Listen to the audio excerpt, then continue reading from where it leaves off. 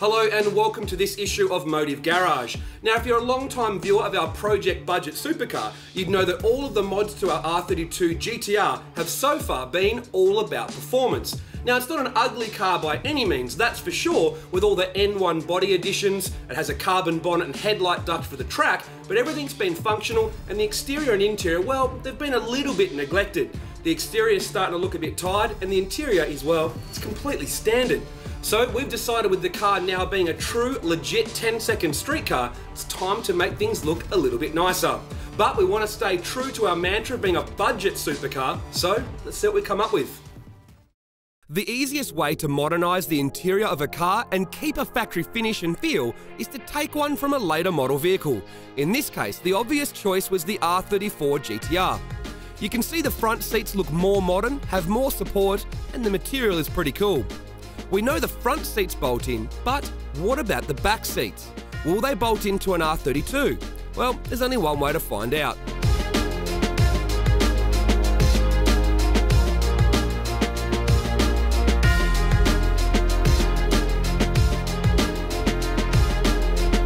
Well, here's the interesting part about the 34 interior into a 32.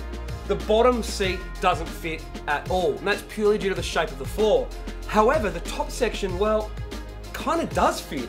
The notches in the top do actually go into the same point to hold the top of the seat in, so it still slides in the top. The bottom brackets don't line up, but the bottom part of the seat will hold that in place anyway. The seat belts obviously come out of a different spot, but you can't really see that. So really our next option now is to see if we can actually pull the trim off the 34 bottom seat and put that on the 32 seat. Only one way to find out.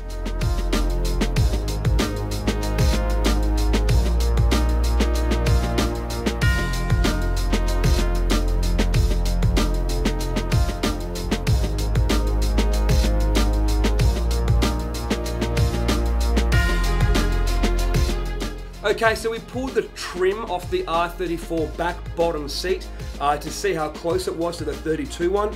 Obviously the seats are a totally different shape, so the trim's obviously a different shape as well. You really will need a trimmer to do it for you, but look at the bright side, at least you're going there and you've already got the actual trim material. It's got a little bit of custom work where it kind of joins up. Some bits you can't see, so it doesn't matter, some bits you can. But what we're gonna do now is take it over to a trimmer and see what they can do. Now, time to install the front seats. A rather simple process, as the bolt holes into the floor line up exactly. Now, one thing you've got to look out when you're changing seats in a lot of imports is the seat belts. The R34 seatbelt buckle doesn't actually work with our seatbelt. Why? Don't know. Difference compliant people maybe use different ones, so we're going to pull off the ones off the 32, but the benefit is this plug, which I think does nothing, still bolts back in.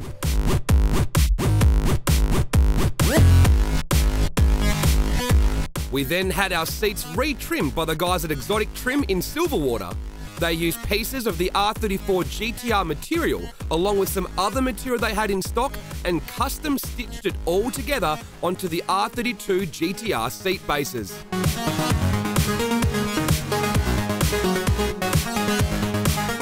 Reinstalled, the final finish is like factory, but modernised. Mission accomplished, and it means the R32 is a family car again. We further modernised the interior with new handbrake and gear lever surrounds with matching grey and red stitching. They were under $200 on eBay from the UK.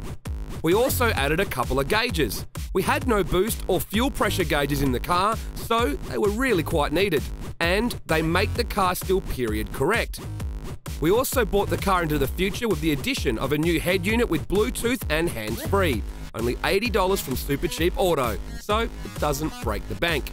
Now we've put the R34 front seats in, we've got the rear seats trimmed to match. We've also got the handbrake lever and gear lever, new surrounds that are also trimmed to match with the red stitching. So to finish off, or any good interior, you need a better steering wheel. So we decided to get an R34 steering wheel to fit in an R32. Now it's actually quite simple, as long as you've got the correct tools to remove the airbag steering wheel off the 34, all you simply have to do is undo the airbag explosive module that sits in the back of this center section of the steering wheel. Once that's removed, it just becomes a normal steering wheel. Pull it off the 34, put it on the 32, put this on, and off you go. Overall, the interior upgrade has done exactly what we wanted. It's modernised the interior's functionality and look, all with a factory fit, feel and finish, and best of all, it didn't break the bank.